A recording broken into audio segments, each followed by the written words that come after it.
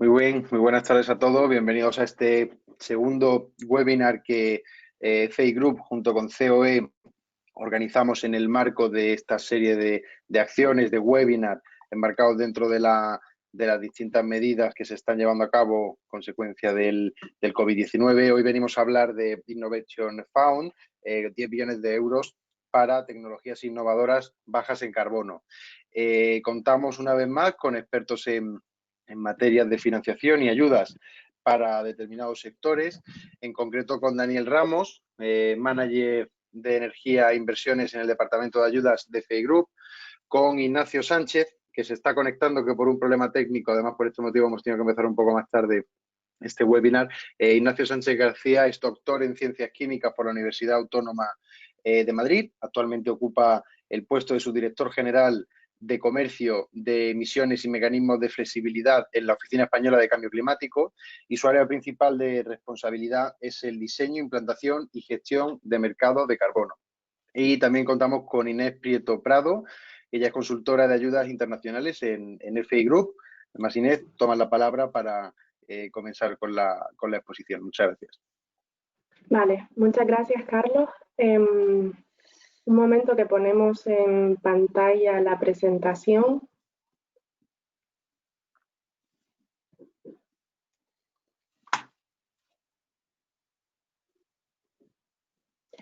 Vale. Bueno, pues como bien comentaba Carlos, mi nombre es Inés Prieto y pertenezco al Departamento de Ayudas Internacionales de FEI Group España. La idea de este webinar es explicarles brevemente las principales características que va a tener el Fondo de Innovación y todo lo que sabemos hasta la fecha del mismo. Si nos lo permiten, sí que nos gustaría en primer lugar hacer una breve presentación sobre FEI Group, quiénes somos. Actualmente somos una empresa, perdón, que no me apaño con esto ahora. Somos una empresa a nivel internacional, somos una multinacional que lleva más de 20 años impulsando la innovación de nuestros clientes. Como consultoría lo que hacemos es asesorar en la gestión de la financiación de la I+D+I para las empresas, para nuestros clientes. A nivel mundial tenemos presencia en más de 12 países y continuamos abriendo sedes en nuevos países. A nivel de FEI Group España, pues destacar que tenemos 7 oficinas de consultoría técnica a lo largo de todo el territorio. Y a nivel de indicadores, pues bueno, comentar que tenemos más de 2.500 clientes activos y gestionamos más de 450 millones de euros de financiación para ellos. Dentro de nuestros servicios, el core de nuestra empresa son las deducciones fiscales por I+D+I, las bonificaciones y las ayudas, pero sí que es cierto que a lo largo de todos estos años hemos ido incorporando nuevos servicios para dar valor añadido a nuestro trabajo. Podemos destacar algunos como servicios relacionados con la actuación sobre costes, pues fiscalidad inmobiliaria u optimización de costes, u otros más de carácter fiscal.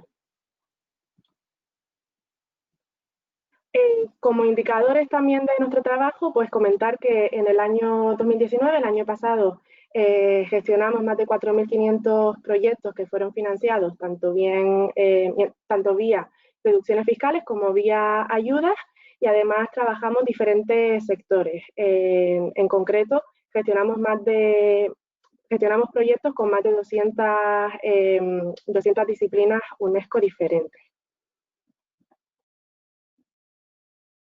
Inés, perdón, mira, ya se ha incorporado Ignacio, que decíamos al principio que habíamos tenido un pequeño problema. Bienvenido, Ignacio. Ya hemos comenzado con la presentación y estamos en la exposición de Inés. Muchas gracias.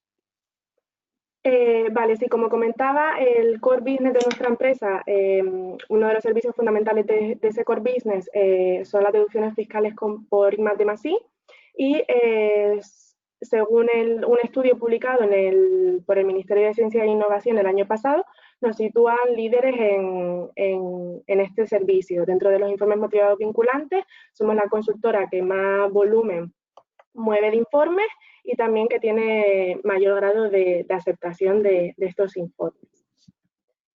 Y en relación al departamento de ayudas, pues también indicar que tenemos una estructura internacional con departamentos de ayudas tanto en España como en el resto de sedes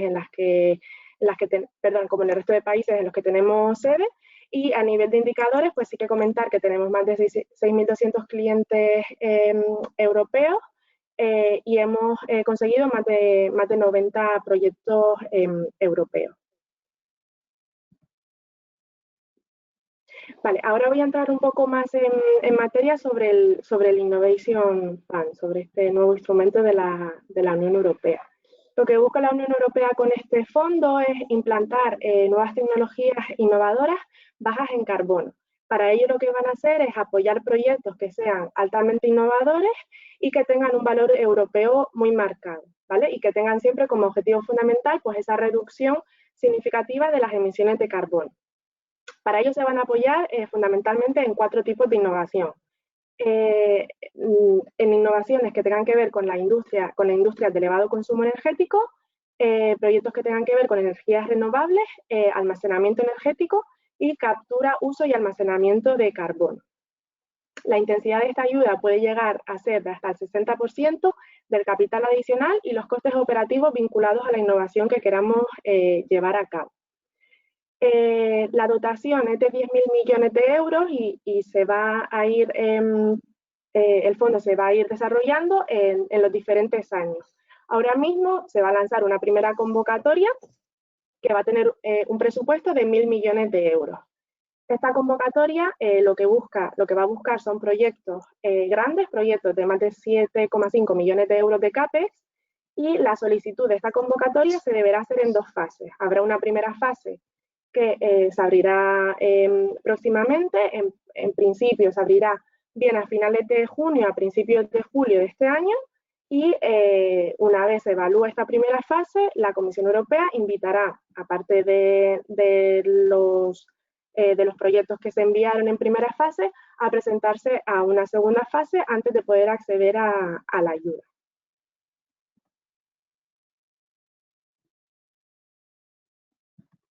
Ay, perdón que me he ido. Ahora, bueno, comentar también un poco de dónde vienen estos fondos y la normativa que los rige. El Fondo de Innovación va a estar gestionado por la Dirección General de Clima y sus fondos provienen del Sistema de Comercio de Derechos de Emisión de la Unión Europea. Antiguamente existía una convocatoria que se llamaba NER 300 y gracias un poco a las lecciones aprendidas en esta convocatoria y aparte del presupuesto que se ha conseguido mediante el NER 300, pues se lanza este nuevo fondo.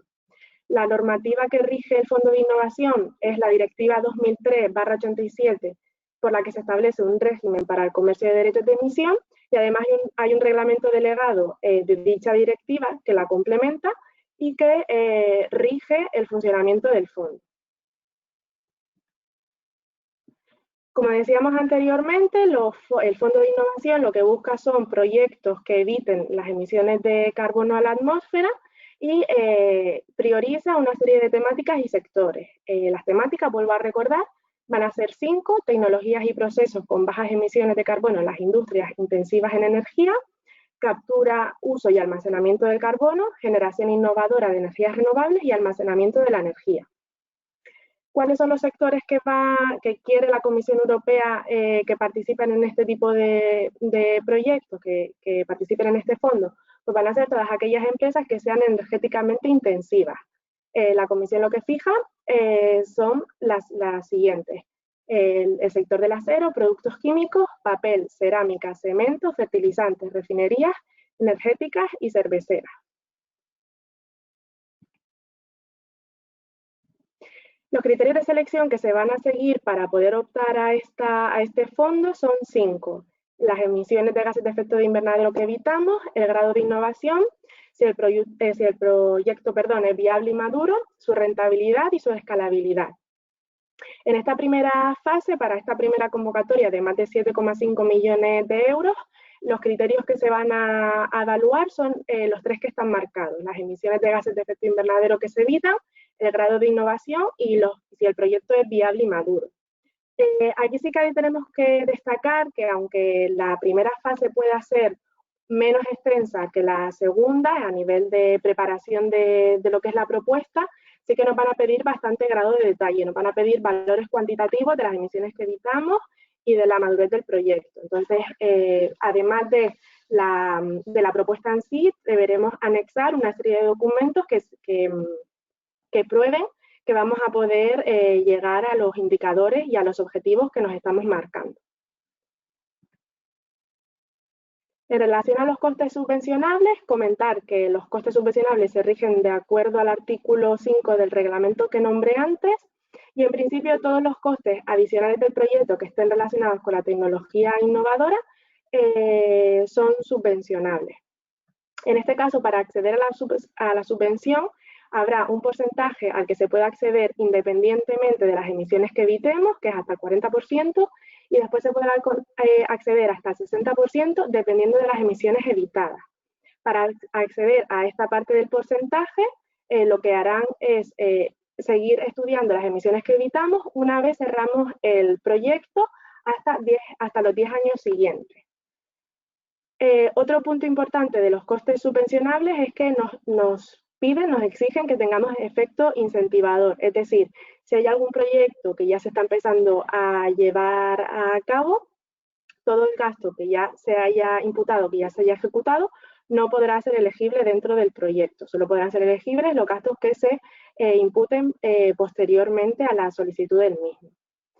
Y como punto importante también tenemos la cuestión de los costes, de la ubicación de los costes, porque solo van a poder ser elegibles aquellos costes que tengan lugar o que se lleven a cabo dentro de los Estados miembros de la Unión Europea, Noruega e Islandia.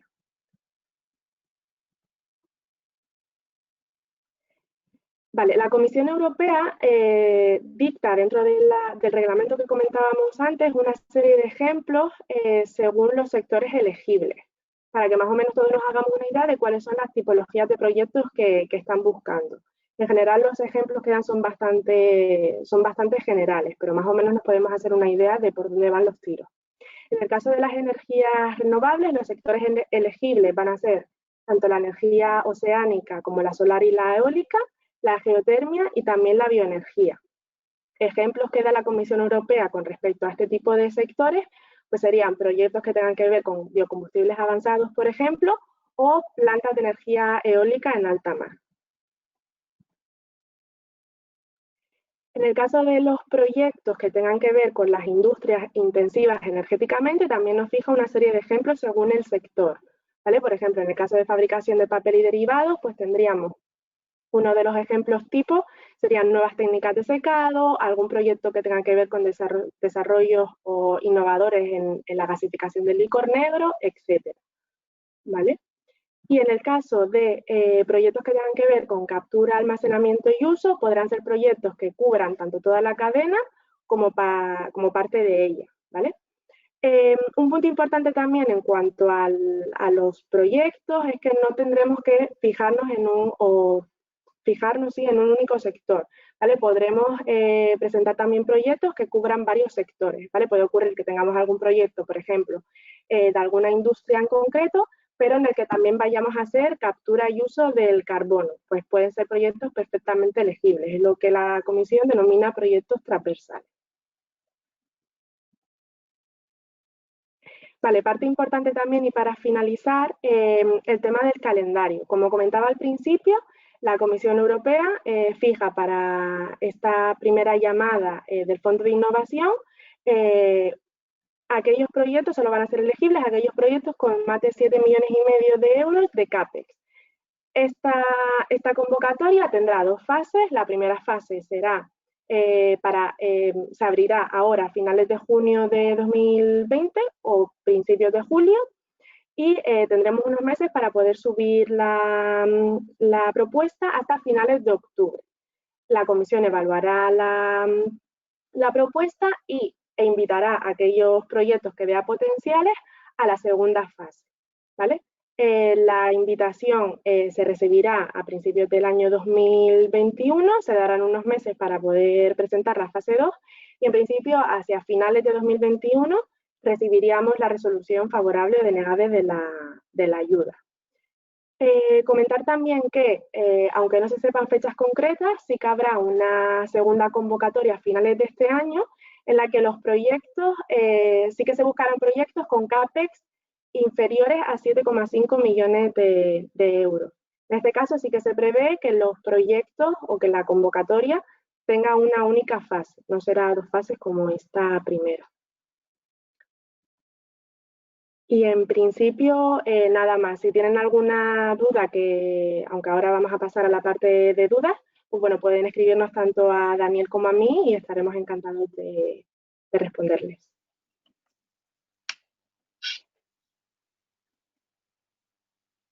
Muy bien, muchas gracias, Inés. Daniel, Ignacio, si os parece, comenzamos con la segunda parte. Sí, buenas tardes. En primer lugar, agradecer a COE y a la Oficina Española de Cambio Climático su colaboración en el webinar sobre una convocatoria de ayudas que, en cierto modo, se puede considerar como una declaración de intenciones de las líneas marcadas por la Comisión Europea. La transición energética es la gran apuesta de la Unión como palanca de la recuperación económica. Y así se refleja también en su reciente publicación de apenas 2 semanas, de hace apenas 2 semanas, El momento de Europa, ¿no? donde se enumeran los fundamentos políticos de la recuperación y se sitúa el Pacto Verde en un primer lugar, ¿no? de ese listado. Desde la Comisión se ha establecido a la Agencia Española de Cambio Climático como National Contact Point en España y nadie mejor que Ignacio Sánchez para ilustrarnos sobre algunas características que han avanzado desde el comité de expertos y lo que todavía está por definir, ¿no? Ya Carlos ha avanzado antes el extenso currículum de Ignacio, entonces bienvenido, Ignacio, y si te parece pasamos a intentar resolver aquellos puntos que consideramos claves en la convocatoria. En primer lugar, no sé si con respecto al calendario presentado por Inés se han realizado modificaciones desde la comisión en la última jornada que tuvisteis el pasado viernes del comité de expertos y cómo se van a establecer los distintos criterios de selección y el peso que tendrá en las distintas etapas marcadas. Muy bien. ¿Me oís? Sí. Vale, muy bien. Pues nada, lo primero de todo, buenas tardes a todos. Gracias a COE por organizar este seminario. Al principio es verdad que ha habido algunos problemas técnicos. Yo creo que con la situación que tenemos hay tantos seminarios online y videoconferencias que estamos llegando a un momento en que a veces pues el sistema está un poco más cargado de lo habitual, ¿no? Pero bueno, ahora mismo todo está funcionando bien y afortunadamente pues estamos aquí para intentar sobre todo dar la máxima publicidad a este fondo de innovación y para intentar resolver las dudas que tengáis los potenciales promotores de proyectos sobre todo, ¿no? Entonces, bueno, Daniel, de esta pregunta que me haces, quizá yo lo que empezaría destacando también, en primer lugar, es que hay efectivamente un compromiso político muy importante por parte de la Comisión Europea con este fondo. No ha sido fácil, no está siendo fácil ponerlo en marcha y efectivamente el hecho de que la primera convocatoria vaya a salir en unas pocas semanas es fruto, yo creo, de este compromiso que se produce al más alto nivel dentro de la Comisión Europea. Hay mucha presión en la unidad responsable para que la convocatoria salga cuanto antes. Yo destacaría, bueno, lo más importante quizá efectivamente, lo ha contado ya Inés, es el proceso que arranca ahora con la apertura de la primera convocatoria ahora, yo creo que probablemente la primera quincena de julio, eso es lo inmediato, ¿no? Pero bueno, yo creo que también es importante que sepáis que estamos hablando con una alta probabilidad de una convocatoria anual de aquí a 2030, con una dotación presumible cada una de ellas de 1.000 millones de euros digamos, estos son convocatorias regulares, va a ser un sistema mucho más regular en ese sentido que lo que fue en el 300 y que además va a haber convocatorias, digamos, especiales como la que mencionaba Inés sobre proyectos de pequeña escala. Aquí, bueno, quizá luego hablamos con un poco más de detalle. Hay un poco más de incertidumbre, pero probablemente también haya convocatorias regulares. No sabemos si anuales o cada 2 años, pero probablemente también va a ser así. Va a haber convocatorias regulares para proyectos de pequeña escala y en ese sentido, bueno, yo creo que es importante para los promotores estar pendientes del fondo de cara, por supuesto, a esta primera convocatoria, pero también a todas las que va a venir después. Quiero decir que puede darse el caso de empresas que tengan ideas interesantes, les venga a lo mejor un poco pronto esta convocatoria. Si es así, pues que sepan que va a haber más. Yo creo que eso es lo más importante. También destacaría que es un proceso largo. Daros cuenta, efectivamente, estamos hablando de la apertura ahora en julio, pero la adjudicación no va a ser hasta el segundo semestre de 2021. Bueno, es un proceso, pues sí, largo, complicado, pero bueno, es como va a ser, ¿no? De los criterios de evaluación, de esos 5 criterios de evaluación, yo creo que sobre todo lo que me gustaría destacar ahora es porque es una cuestión que se ha planteado en distintos foros en repetidas ocasiones, es que, digamos, estos criterios se van a aplicar con sus peculiaridades, sus particularidades, pero vamos, de una manera, quiero decir, sistemática en todas las tipologías de posibles proyectos y que no va a haber ventanas específicas dentro de esta convocatoria que se nos viene encima, ¿no? En ese sentido, bueno, pues según la tipología del proyecto, efectivamente, pues hay determinados indicadores correspondientes, por ejemplo, al criterio de emisiones evitadas, que obviamente no se calculan igual si tenemos un proyecto industrial o si tenemos un proyecto de energía renovable, pero una vez digamos que los cálculos pertinentes se han hecho, todos los proyectos entran en la misma bolsa y compiten, por así decirlo, en plano de igualdad. Esto yo creo que introduce también incertidumbres, ¿no?, sobre cómo se va a constituir la cartera de proyectos en el fondo y en qué medida pues va a ser una cartera que esté equilibrada. Pero en todo caso la Comisión ha repetido con bastante frecuencia que esta primera convocatoria quiere que sirva para hacer un análisis, digamos, bastante general de la situación y que más adelante, si es necesario, sí que habrá convocatorias que se dirijan a tipologías concretas de proyectos con vistas a equilibrar esa cartera, ¿no? Que decía, pero bueno, esta primera va a ser realmente competencia directa entre todos los posibles tipos de proyectos. De acuerdo. Bueno, uno de los puntos que se comentaron en esta jornada del viernes fue sobre los costes elegibles y el efecto incentivador, ¿no?, que habían quedado un poco en el aire a primera vista en las convocatorias, y hasta qué punto se podrían imputar gastos previos a la firma del agreement, ¿no? ¿Y qué limitaciones existen en partidas como, por ejemplo, pueda ser obra civil necesaria para el desarrollo de los proyectos? Sí, bueno, yo creo que aquí lo primero que me gustaría aclarar, por si acaso hay alguien que no se ha dado cuenta, es que la Comisión va a seguir publicando documentos de preguntas y respuestas frecuentes, y en ese sentido, pues la primera versión del documento que ha publicado en su página web incluía un error, de hecho. Entonces, el error era que se decía que los costes incurridos antes de la firma del acuerdo no eran elegibles, ¿no? Y eso no es así. O sea, los costes que no son elegibles son los que se hayan producido antes de la presentación de la solicitud. Esto yo creo que es importante. Lo han corregido ya.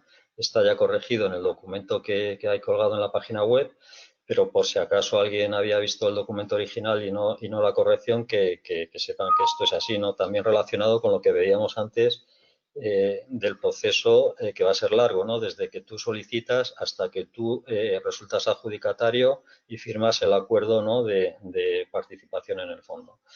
Entonces, desde el momento en que tú solicitas, los costes que se produzcan después de ese momento son elegibles y, bueno, eso sí, son evidentemente a expensas o a riesgo del promotor, que luego el proyecto no sea elegido, pues esos costes nadie se los va a devolver, ¿no? En cuanto a la naturaleza de los costes, no hay, digamos, lo ha explicado yo creo Inés, pero vamos, no hay una tipología de costes que estén excluidos, los costes de obra civil, otro tipo de costes. No es un enfoque de ese tipo. Lo que se pretende es ver realmente cuáles son los costes relevantes, los costes incrementales respecto a lo que sería un proyecto, digamos, convencional. Y entonces se hace ese cálculo con unas metodologías que se están desarrollando todavía y esos costes relevantes, esos costes adicionales que tiene el proyecto innovador son los que, digamos, puede financiar el fondo y solo hasta un 60% de esos costes relevantes. Entonces, cuando tú hagas tus cálculos de los costes de tu proyecto, pues tendrás que tener en cuenta todo tipo de costes, incluidos, por ejemplo, como decía Daniel, los de obra civil, pero al final acabas haciendo una comparativa y solo los costes relevantes, ese 60% de los costes relevantes son los que puede financiar el fondo. Yo creo que también, a lo mejor sin entrar mucho en los detalles, pero sí es importante que sepáis que a la hora de calcular los costes relevantes, digamos que hay una jerarquía de métodos, de forma que la opción preferida, la que se quiere que sea la más utilizada, es un cálculo de costes normalizados, tipo, digamos, el ECOE, que se utilizan en el caso de la electricidad o de energía en general, pero también para productos y almacenamiento en este caso. Esa sería la metodología por defecto, es decir, tú calculas, digamos, el coste normalizado de tu producto, de la tonelada de clinker, de la tonelada de acero, de tu megavatio hora de energía renovable o lo que sea, y eso lo comparas, por así decirlo, con lo que sería ese mismo precio, pero ya para el producto convencional, ¿no? En el mercado, por así decirlo. La siguiente nivel, si eso por lo que sea no se puede hacer, habrá que hacer una comparativa con una planta de referencia, que sea otra vez una planta, digamos, convencional que fabrica el mismo producto en la misma cuantía o genera electricidad en la misma cuantía o lo que corresponda, y ahí otra vez pues se hace una comparativa de costes, de inversión, de mantenimiento y operación, y a partir de ahí ves cuáles son los costes relevantes.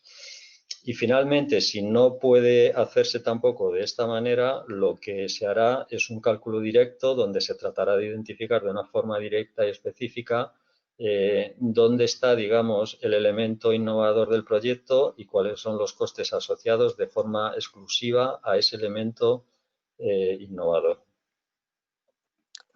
Perfecto. Bueno, hay un punto que se comentó digamos, en las declaraciones de intención del fondo, ¿no? Y en las jornadas previas también se hizo hincapié, y es las posibilidades o la intención de que haya una cofinanciación, ¿no? Que haya cofinanciación de los proyectos. Entonces, para ver si podíamos dar algunos apuntes de cuáles podrían ser las mejores sinergias, ¿no? que existen, ¿no? en esta convocatoria. Sí, bueno, efectivamente, como acabamos de mencionar, al final el fondo como mucho va a financiar el 60%, ¿no? de esos costes incrementales. Entonces, evidentemente, hay una partida pues, muy importante que no va a ser cubierta por el fondo. Esto que no va a ser cubierto por el fondo se puede también financiar con otras fuentes de financiación pública. En ese sentido, el fondo, digamos, está completamente abierto, no impone en sus reglas ningún tipo de limitación, digamos que queda a que el promotor del proyecto, en función de las circunstancias, pues sea capaz de obtener financiación pública. Evidentemente también tendrá que haber financiación privada, pero bueno, que pueda obtener financiación pública bueno, pues por cualquier otro instrumento de los que existen a escala europea. Ahora además, pues con todos los nuevos planes de recuperación, evidentemente, pues esperemos que haya bastantes opciones en ese sentido y también instrumentos nacionales, ¿no? Pues si, no lo sé, un proyecto es capaz de, por ejemplo, de optar a ayudas de las que existan en el marco de la actividad de CEDETI, pues puede hacerlo perfectamente. De los distintos programas que puede haber en el Ministerio de Industria, pues también. Que pueda optar, por ejemplo, a un préstamo preferente de los que otorga el Banco Europeo de Inversiones, también. O sea, en ese sentido no hay limitaciones. Lo que sí es importante es que dependiendo del otro tipo de ayuda, cuál sea, si esa ayuda, digamos, de ámbito nacional, puede ser que constituya ayuda de Estado, ¿no? Conforme a las reglas de la Unión Europea, pues en ese caso hay un filtro adicional, por así decirlo. Esas ayudas de Estado deben notificarse a la Comisión Europea, la Comisión Europea las tiene que aprobar. Y en el marco de la selección y la ejecución de los proyectos del Fondo de Innovación, cuando se ha presentado la solicitud indicando que habría ese otro tipo de ayudas que son objeto de aprobación como ayudas de Estado, pues evidentemente tendrán que demostrar que esa aprobación se ha llevado a cabo. Aparte de eso, como digo, no hay limitaciones en ese sentido. Perfecto. Bueno, ahora ya entrando en materia ya más operativa, se establecerán metodologías de cálculo para la reducción de emisiones y en qué fase se han de presentar esta documentación, ¿no? En la cual se hace mención a la reducción y si se facilitarán plantillas para los contenidos de las memorias. Bueno, la respuesta yo creo que es sin duda sí. Lo que pasa es que exactamente no sabemos todavía qué es lo que vamos a tener, pero vamos, con toda seguridad va a haber unos formularios tipo. El otro día la Comisión Europea hablaba del formulario A, el formulario B, distintos anexos. Eso va a existir seguro. Va a haber documentos guía, también es seguro. Y bueno, iba a haber que presentar además documentación adicional digamos, y que no se ajuste a un formato preestablecido, eso también con toda seguridad. En la página web de la comisión se puede encontrar ya un par de documentos que hacen referencia al cálculo de las emisiones evitadas y al cálculo de los costes relevantes.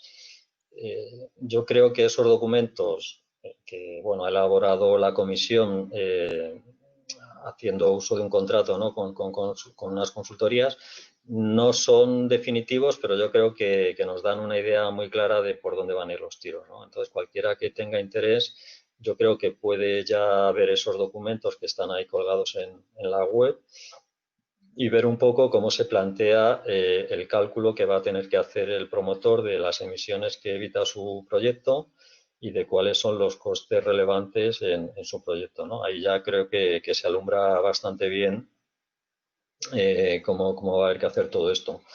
En concreto, estas dos cuestiones va a haber que hacerlas ya en la primera etapa, ¿vale?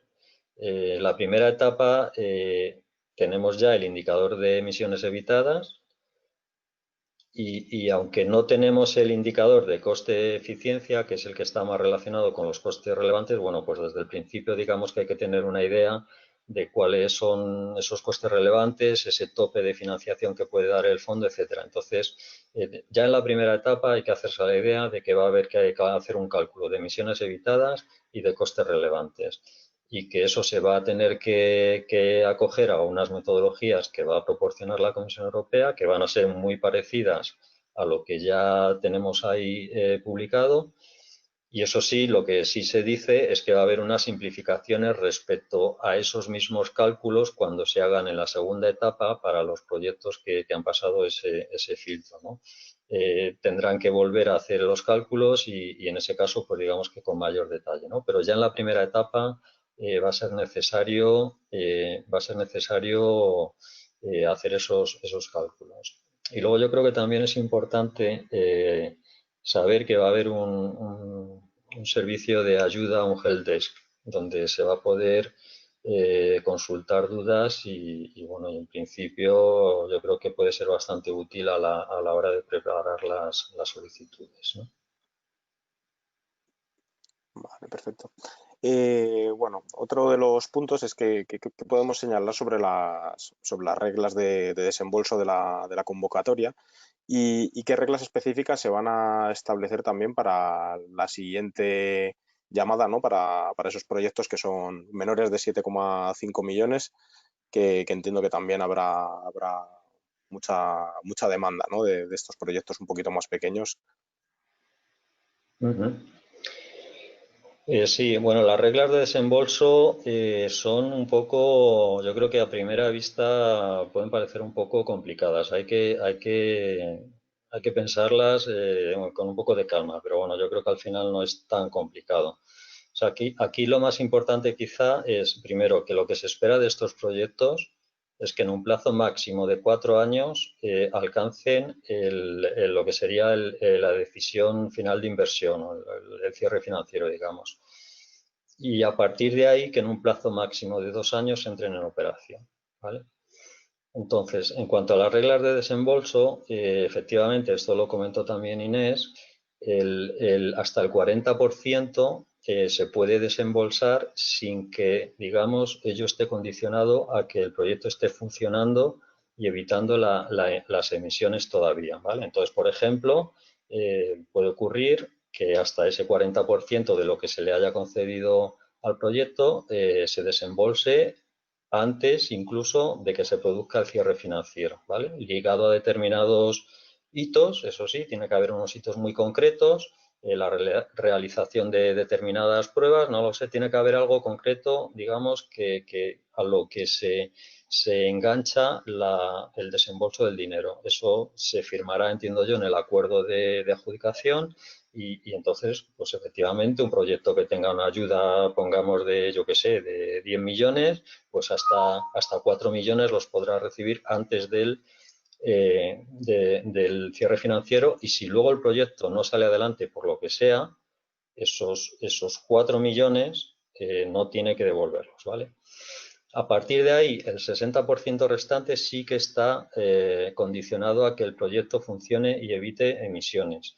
Y en concreto, tendrá que tener un desempeño al menos del 75% para recibir toda la ayuda que inicialmente se le ha otorgado, ¿vale? Un proyecto de energías renovables hará una estimación de cuánta electricidad va a producir en 10 años, tiene que producir al menos un 75% de esa cantidad para recibir, digamos, todo lo que se le ha inicialmente adjudicado.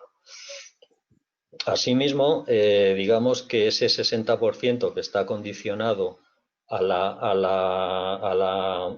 que se eviten las emisiones se puede también empezar a recibir antes de que el proyecto esté operando, pero ojo, que si al final el proyecto no opera o no genera electricidad o produce lo que estaba previsto, entonces el promotor tiene una obligación de devolver, según cuánto sea, digamos, lo que ha recibido y cuánto sea lo que el proyecto al final ha funcionado, ¿no? Eso habrá que tenerlo en cuenta.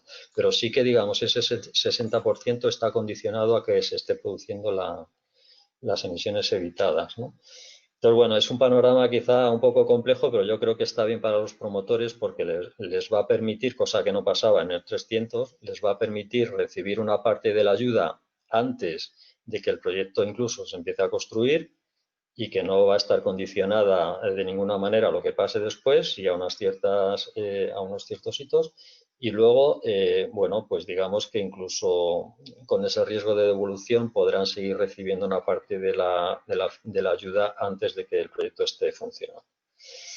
Respecto de los proyectos de pequeña escala, bueno, yo creo que llegué a comentar antes un poco de pasada que aquí hay más incertidumbre. Yo creo que la Comisión todavía no tiene del todo claro cómo quiere articular estas convocatorias específicas. O sea, si sabemos que va a haber, tiene que haberlas, sabemos que las va a haber, como decía antes, regularmente, pero exactamente qué reglas no está del todo claro. Hay algunas que sí, por ejemplo. Ya sabemos que en el caso de este tipo de proyectos, todos los costes de inversión son costes relevantes. Entonces, ese cálculo, en principio, bueno, puede ser complicado de los costes relevantes, es totalmente ajeno a este caso. Aquí, pues, el 100% de los costes de inversión son costes relevantes y el 60% de los costes de inversión, pues, bueno, se podrían llegar a otorgar a través del fondo, ¿no? También se sabe ya que van a ser procesos en una etapa, no en dos, como estábamos viendo en las convocatorias normales. Y aparte de eso, tampoco se sabe mucho más, la verdad. O sea, sí que se quiere hacer un sistema más sencillo, se quiere ver cómo se puede simplificar, pero va a tener que haber los 5 criterios que veíamos antes.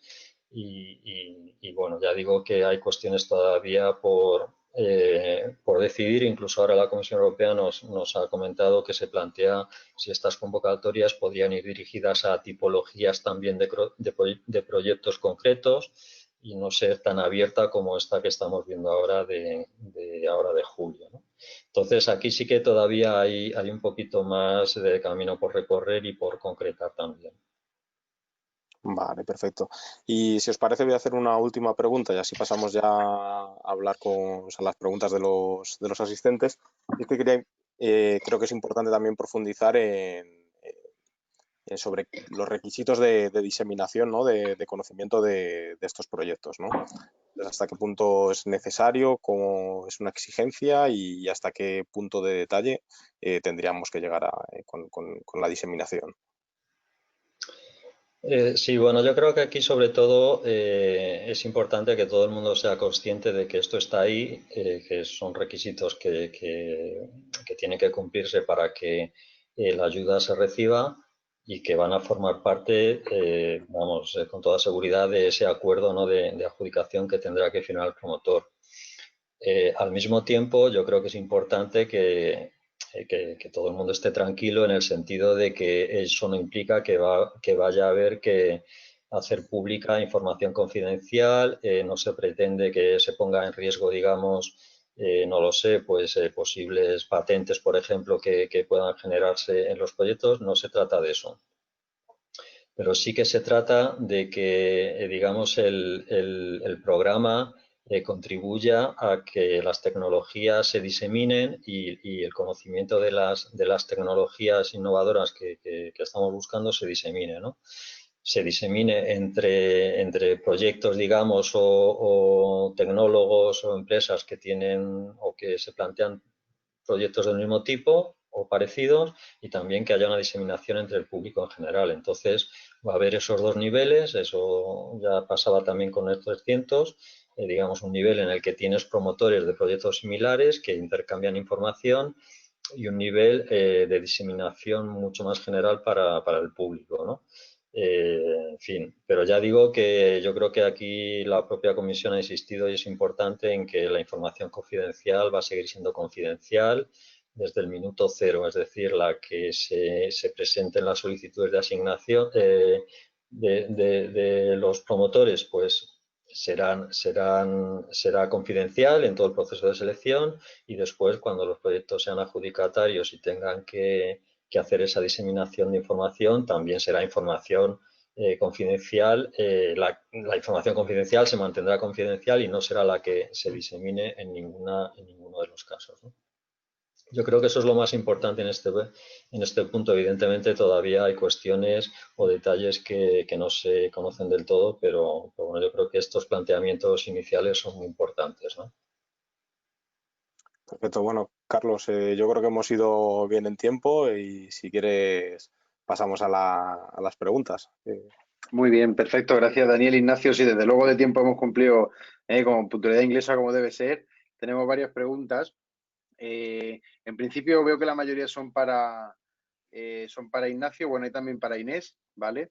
La primera pregunta nos hace Irene Ruiz si, bueno, hablamos de concurrencia competitiva en el caso de este proyecto, bueno, de esta financiación. Sí, vamos, totalmente. Es decir, intenté destacarlo antes. Vamos a ver, tenemos esas 4 grandes categorías de actividades o de proyectos, la renovable innovadora, los proyectos de descarbonización industrial, el almacenamiento, captura y almacenamiento geológico de carbono y el almacenamiento de energía. Y dentro de esos bloques, digamos, a su vez, va a haber proyectos muy diferentes. Sin embargo, no va a haber ventanas. O sea, todos los proyectos compiten entre sí, ¿vale? Entonces, preguntado sobre esto a la Comisión Europea, por ejemplo, ellos decían que, evidentemente, cuando tú vayas a calcular las emisiones evitadas, pues en un proyecto de almacenamiento de energía se hace de una manera, en un proyecto industrial en el sector del acero se hace de otra y en un proyecto renovable se va a hacer de otra. Pero a partir de ahí, tú con esas emisiones evitadas y con todos los demás indicadores de los otros criterios, entras al mismo bloque a pelear a muerte y al final pues los proyectos que tengan la puntuación más alta en el conjunto bueno, serán los seleccionados y entonces es cuando habrá que ver si por la propia tipología de proyectos, distintos estados de desarrollo o no sé qué circunstancias,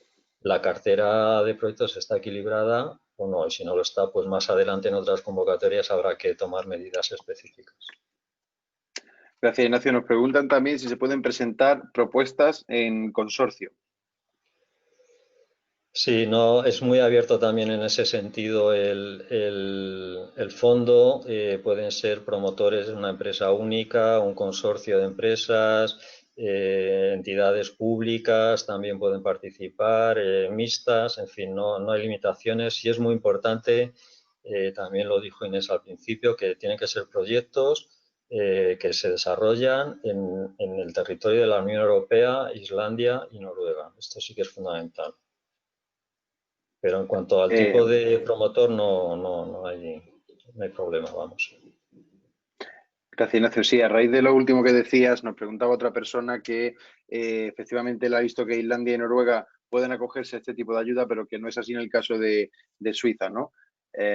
Preguntaba si sabíamos por qué, entiendo que es un territorio que no está contemplado dentro del programa, ¿no? Bueno, básicamente simplemente se trata de que Noruega e Islandia forman parte del espacio económico europeo, donde hay un acuerdo marco, hay mucha legislación de carácter medioambiental, por ejemplo, que les aplica como si fueran miembros de la Unión Europea. Les aplica el comercio de derechos de emisión como a nosotros, digamos, sin ningún tipo de diferencia. Y en ese sentido participan por así decirlo, de las ventajas y de los inconvenientes. En cambio, Suiza, pues no es un país europeo que no forma parte del espacio económico y que es verdad que hay un acuerdo de vinculación de nuestro sistema de comercio con el sistema de comercio suizo, pero ese es el matiz importante. Ellos no forman parte del sistema europeo de comercio de derechos de emisión, mientras que Noruega e Islandia sí lo hacen.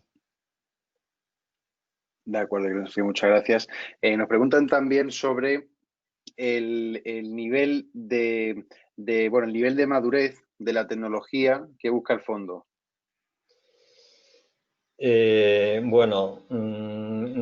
Aquí digamos sí que quizá un par de comentarios por mi parte. Por un lado, en algún momento cuando se preparaba, digamos, se estaba empezando el diseño del fondo, se hablaba de poner TRLs concretos, ¿no? Por ejemplo, ya sabéis, niveles de preparación tecnológica, por así decirlo, ¿no? Esto al final no forma parte de las reglas, pero ello no implica que no se estén buscando yo creo proyectos que tendrían TRLs en principio altos, que tienen que estar cerca ya de la demostración, tienen que ser proyectos de demostración a una escala, pues eso, prácticamente comercial. Entonces, evidentemente, al final, sin que tú hayas dicho expresamente queremos TRLs 8 o 9 o lo que sea, pues vas a tener proyectos con TRLs altos porque si no, proyecto de demostración a escala comercial va a ser muy difícil, ¿no?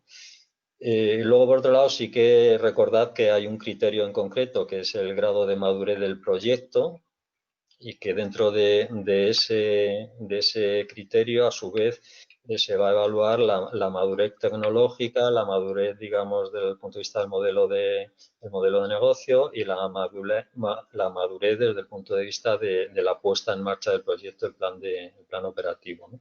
Entonces, pero bueno, quería decir que sí, que también ahí la madurez del proyecto, punto de vista tecnológico, se va a evaluar, en ese caso, lo que se pretende pues, es que sean tecnologías, ¿no?, que sean viables, vaya, tienen que ser, es un poco, en cierto modo, contradictorio, pero bueno, se buscan tecnologías que sean innovadoras, que tengan un importante grado de innovación, pero al mismo tiempo que sean viables. Entonces ahí pues va a haber que demostrar que el proyecto, desde el punto de vista también tecnológico, es viable a esa escala que decíamos prácticamente de demostración comercial o precomercial.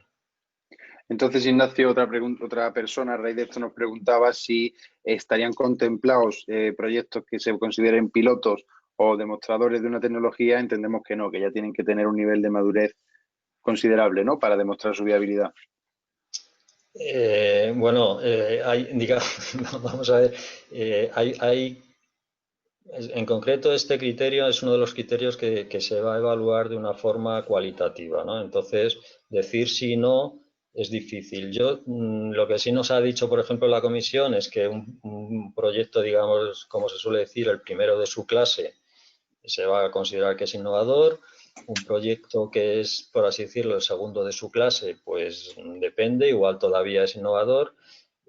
También, por otro lado, nos dicen que innovaciones que se quedan, digamos, en lo que es la tendencia incremental no van a ser elegibles, es decir, tiene que haber verdaderamente un cambio más allá de pequeñas mejoras, por así decirlo, que implican un bajo riesgo, tiene que ser algo más que eso, ¿no? Pero bueno, yo creo que en parte, a lo mejor, cuando conozcamos exactamente el texto de la convocatoria, pues habrá una claridad mayor, y donde no la haya, pues y se tenga un proyecto interesante, pues a solicitar y a ver qué pasa, porque sobre todo con determinados criterios, a mí me da la impresión de que es difícil hacer esa distinción y poner la línea donde sí y donde no. Muchas gracias, Ignacio. También nos preguntan, para ir concluyendo, si va a haber un número máximo de proyectos a financiar o es hasta que se agoten los fondos anualmente, y también si se van a celebrar Infodays, igual que jornada de puertas abiertas, algo parecido a lo que organiza CEDETI para estas convocatorias. Bueno, sobre lo primero, digamos que la limitación está en la disponibilidad de recursos, claro. Ya digo que en principio la idea básica, por así decirlo, es una convocatoria anual del orden de 1.000 millones. Esto también va a depender del precio del derecho de emisión, porque al final los recursos se están obteniendo pues eso, se van a obtener, mejor dicho, de la venta de derechos de emisión, y entonces, pues dependiendo del precio, se recaudará más o se recaudará menos, ¿no? Pero en principio esto es un poco la idea. Mientras haya disponibilidad de fondos, bueno, pues seguirán entrando proyectos. Probablemente incluso con una convocatoria de 1.000 millones como esta que vamos a tener, por así decirlo, no sé cómo llamarlo, se sobresuscriba, en el sentido de que se sabe que siempre estamos hablando de proyectos muy complicados y que va a haber una cierta cantidad de ellos, un porcentaje que va a tener problemas y a lo mejor pues o no se van a poner en marcha o simplemente no van a poder al final quizá pues recibir todo lo que se les adjudique. Entonces probablemente se vaya un poco por encima, ¿no?, de lo que son los 1.000 millones.